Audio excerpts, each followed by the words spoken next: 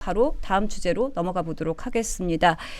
요즘 민생 경제도 어렵고 기업도 버티기 힘들다는데 논란을 키운 발언이 있습니다. 바로 김영훈 고용노동부 장관이 새벽 배송에 대해서 국제암연구소가 2급 발암물질로 규정할 정도로 해롭다라고 말을 한 건데요. 고용과 노동을 총괄하는 장관이 공식적으로 이런 말을 해서 논란이 일고 있습니다. 이게 국제 기준하고도 틀릴 뿐만 아니라 민노총의 주장, 그러니까 야간 노동은 2급 발암물질이라며 새벽 배송을 전면 금지해야 한다라고 한 이 민노총의 주장과도 맞닿아 있어서 정부가 민노총의 논리를 그대로 옮긴 거 아니냐, 이런 비판이 일고 있습니다. 지금부터 하나씩 차근차근 좀 짚어보도록 하겠습니다.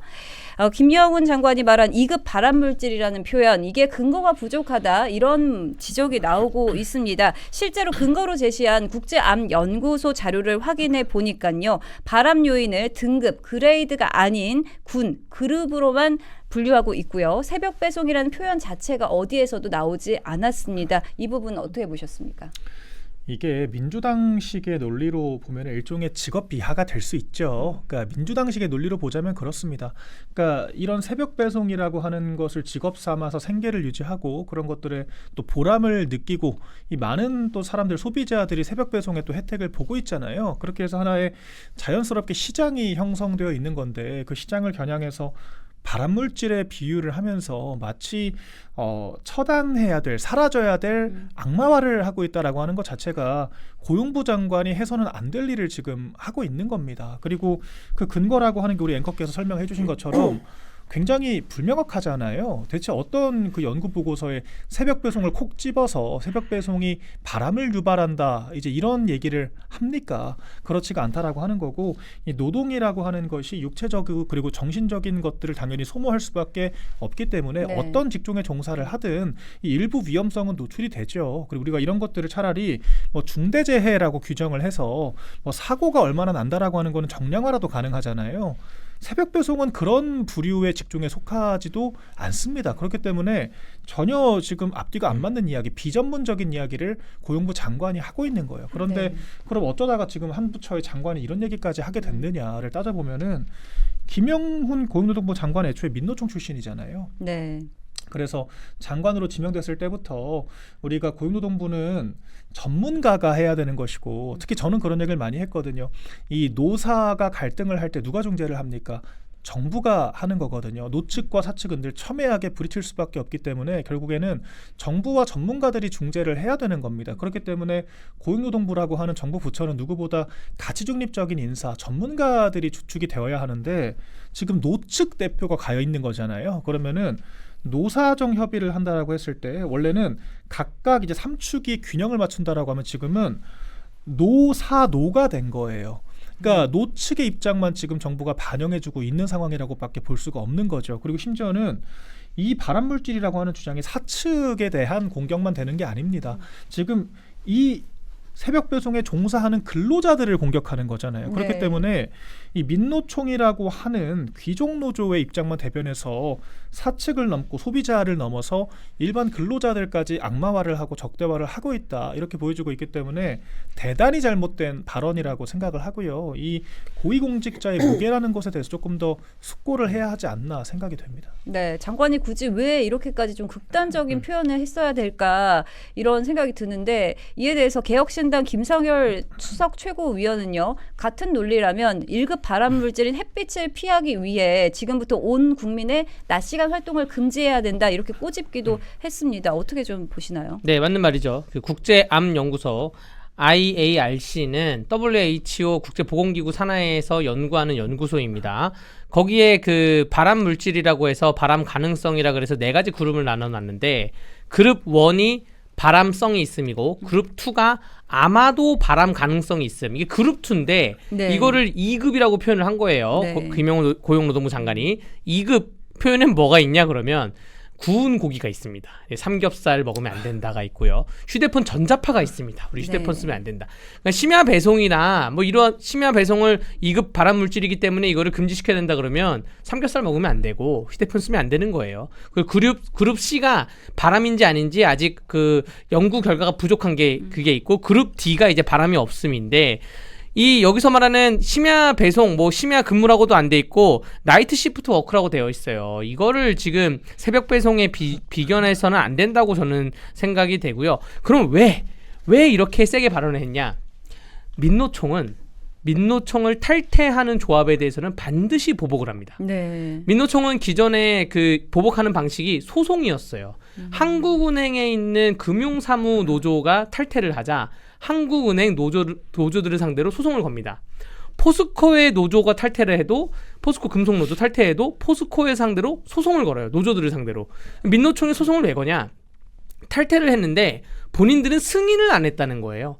그래서 우리는 아직까지 승인을 안 했으니 밀린 조합비를 내라. 한 1억 8천 내라. 네. 뭐 이런 식이에요. 근데 우리가 어디 모임 많이 하잖아요. 내가 탈퇴할 때 뭐 누구 승인 받아야 됩니까? 난 내일부터 그 모임 안 나갈 때 하면 안 나가잖아요. 이렇게 해야 되는데 민노총은 그걸 가지고 우리가 승인 안 했으니 조합비 소송을 거니까 다 패소를 했어요. 그래서 이제부터 탈퇴하는 사람 지금 정권 잡았지 않습니까? 지금 민노총 출신 장관이 나왔잖아요. 그래서 지금은 정책적인 보복을 하는 거죠.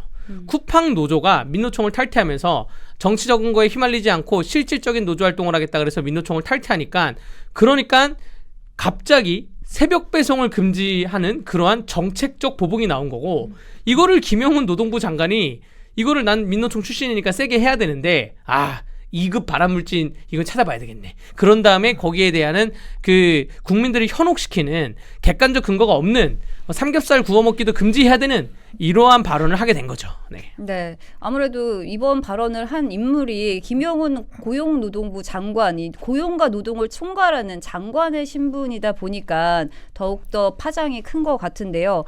신중히 더 발언을 했어야 됐다. 이런 지적이 나오고 있습니다.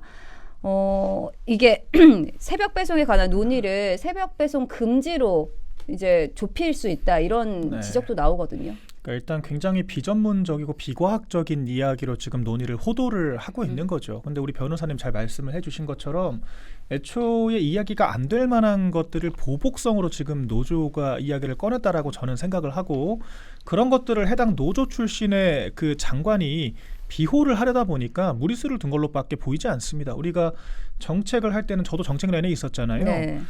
저희가 법과 규제를 다룰 때는 구분짓기를 굉장히 섬세하게 해야 됩니다. 특히나 우리가 이 지금 민노총은 쿠팡 새벽 배송이라고 하면서 이 쿠팡이라고 하는 특정 기업만을 또 저격을 했거든요. 근데 이게 또 마침 알리테무라고 하는 또 이제 중국의 이런 플랫폼 기업들이 우리나라에 진출을 또 하고 있는 상황이고 해당 기업들도 새벽 배송을 하고 있습니다. 그런데 이 민노총의 주장식의 구분짓기라고 하면은 쿠팡에서 하는 새벽 배송만 문제라고 읽힐 수가 있거든요. 그리고 실제로 우리가 규제를 만든다라고 하더라도 우리나라 관련 법들은 해외 법인에는 통용이 되지 않습니다. 네. 그렇기 때문에 알리테무가 우리나라에 진입을 해서 새벽 배송을 한다라고 해도 규제할 만한 법적인 근거가 없습니다. 그렇기 때문에 우리나라 기업인 쿠팡만 고사시키는 그리고 그 반사이익을 이 중국 계열의 기업들이 보게 되는 엉뚱한 결과를 초래할 수가 있거든요. 그렇기 때문에 플랫폼 기업들을 규제할 때는 굉장히 조심스러워야 됩니다. 그런데 지금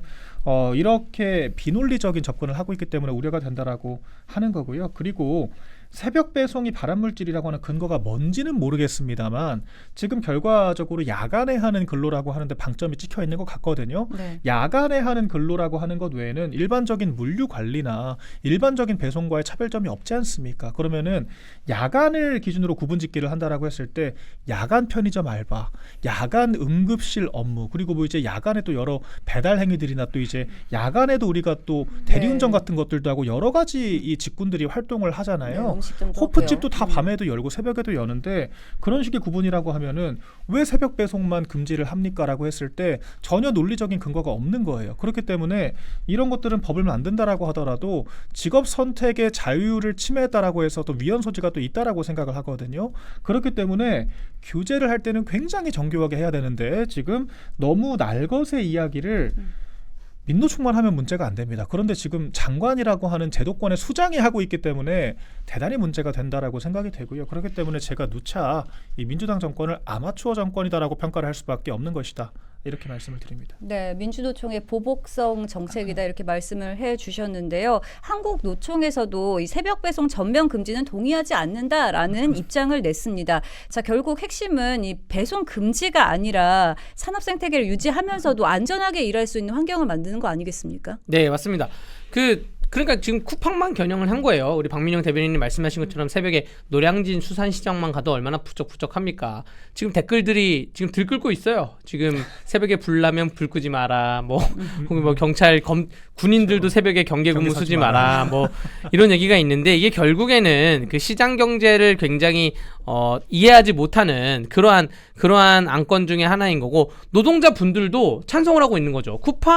쿠팡에서 그 배달하시는 분들의 설문조사를 했더니 93%가 우리는 새벽 배송 금지에 반대한다. 네. 왜냐면 그 이유 중에 하나가 첫 번째가 29%가 나온 게 가장 그 수익이 높다라는 게 있고 낮에 내 할 일을 따로 할 수가 있다. 그리고 새벽 배송을 통해서 일과 가정의 그 균형을 잡을 수 있는 게 낮에 일을 하다 보니까 어린이 학부모회 같은 것도 못 가고 하는데 새벽 배송을 하게 되면 그런 자유로움이 좀 있다라는 걸로 인해서 하는 거고 그러한 것과 필두로 해가지고 이거는 저는 이렇게 생각해요. 민주노총에서는 과연 이거 설문조사를 제대로 했을까? 민주노총의 수뇌부들이 귀족 노조 중에서도 상귀족들이 있거든요. 상귀족들이 쿠팡에 대해 보복하려고 했고 그 귀족의 대표자가 지금 김영훈 고용노동부 장관인데 과연 민주노총은 노동자들의 마음을 민주노총에 속해 있는 조합원들의 얘기를 한번 들어봤을까라는 생각하는 그러한 의구심이 좀 있습니다. 네, 이 문제를 좀 해결하려면은 이 대책 논의가 필수일 텐데요. 그런데 더불어민주당 주도로 출범한